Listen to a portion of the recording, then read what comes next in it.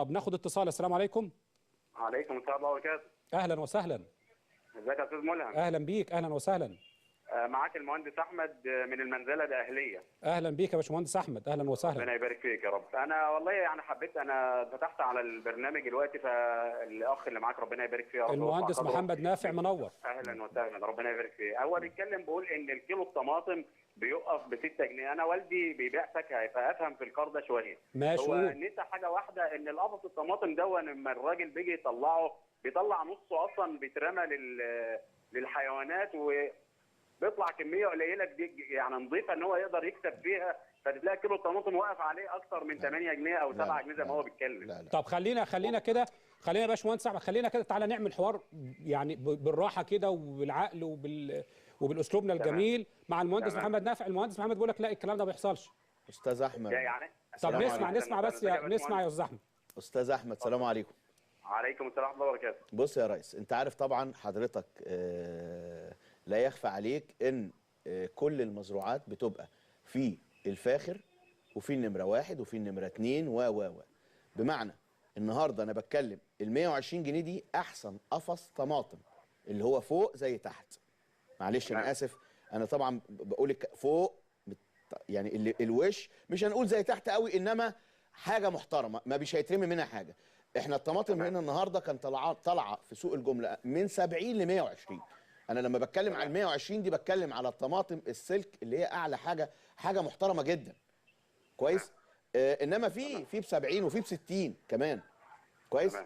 فخلينا نتكلم ان انت بتاخد احسن حاجه واحسن جوده. القفص ابو 120 جنيه في نقل وفي بياعه وفي فلوس وانت خارج من على السوق، وفي حاجات كتير. كل ده هتلاقيه بيتحمل ما بين 10 و15 جنيه كمان في القفص. طيب كويس؟ انا عاوز اقول لسعادتك حاجه. هو ايه اللي وصل اصلا الكيلو الطماطم ان يبقى حتى ب 6 جنيه؟ لا ده في عوامل كتير، منها الصقيع على فكره اللي حصل، منها على فكره في مشكله كبيره جدا. الدولار لما غلي المفروض ان المبيد اللي كان بيتباع زمان ب 10 جنيه مثلا يبقى ب 20، لان الدولار تقريبا اتضاعف. تمام. للاسف لما علي قوي كده المصانع بتاعت بير السلم طلعت، فبتطلع تبيع المبيد ب 15 جنيه. انا النهارده كراجل فلاح عايز الحاجه الرخيصه شويه. تمام. اخد ابو 15 جنيه ارشه كاني ما رشيتش حاجه.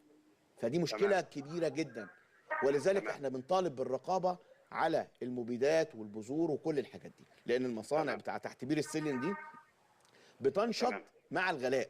تمام. فدي برضو من ضمن الحاجات. ايه تاني يا استاذ احمد؟ طيب حضرتك بالنسبه للاماكن اللي هو الباشمهندس بيتكلم ان يعني العبور تختلف عن الاماكن الثانيه. يعني احنا عندنا في المنزله مثلا سوق جمله، انا نفسي في يعني اشوف بتوع التموين مثلا يمروا مره في السوق ده يشوفوا الاسعار ايه مناسبه تبع عروض الفرج ولا تبع العبور، يبقى في تفاوت بين الاسعار. مفيش كلام من ده بيحصل. كل سوق جمله موجود في كل مدينه بيبيع حسب مزاجه. وفي حاجه ثانيه يا باشمهندس، موضوع المزاج. ساعات واحد بيجيب عربيه طماطم يقول معايا كام ويبتدي يزود الاسعار. ليه احنا ما بنحد من الاسعار ده ان يبقى التوتال بتاع السعر ولا النهائي بتاع السعر يبقى كذا مش اقل؟ اكيد بس موضوع المزاج حتى في الفاكهه في البطيخ يقول لك معايا كام في المية دي، ونوصل يبتدوا التجار يوصلوا السعر الاعلى سعر. انهي تجار التجزئه ولا مين؟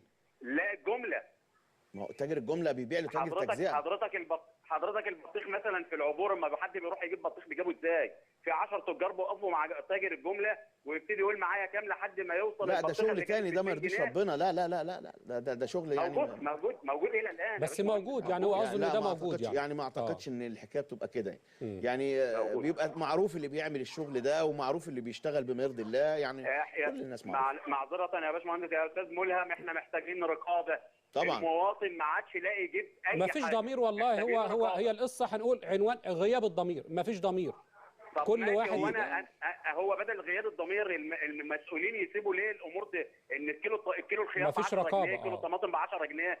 طب المواطن هيعمل ايه يعني؟ انا مانيش فاهم يعني المواطن يعمل ايه؟ تمام. شكرا جزيلا يا باشمهندس واسعدتنا بمداخلتك الجميله. شكرا جزيلا. بالمناسبه على فكره الخيار عشان هو ذكر كيلو الخيار النهارده كيلو الخيار، انا جايب لحضرتك الاسعار بتاعت سوق الجمله النهارده. اتفضل. طب نقولها طالعه عشان النهارده، عشان بعدها هنطلع بقى نشوف الناس بيقولوا لنا ايه في التقييم. الخيار الصوب من 2 ل 2.5 الجمله، انا بتكلم على اسعار الجمله.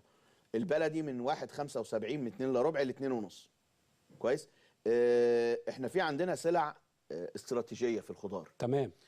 الطماطم، البصل، البطاطس، دول الثلاث سلع او الثلاث خضروات اللي محدش بيقدر يستغنى عنهم. طبعا على راسهم الطماطم. ايوه.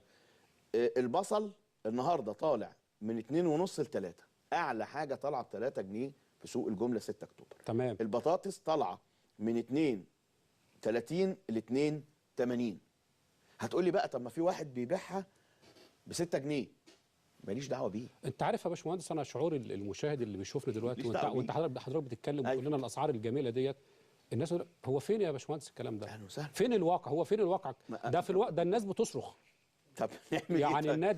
يعني انا بقول لحضرتك، انا ناديت يمكن مع المهندس ابراهيم محلب بانه يعمل اياميها يعني، وما زلت بنادي لغايه دلوقتي، اعملوا اسواق تجزئه مجمعه يا جماعه، هتفيد البلد وهتفيد المستهلك وهتفيد على فكره سوق الجمله. تمام. طب خلينا ناخد اتصال ونرجع بعد الاسعار. ناخد الاستاذ ماهر.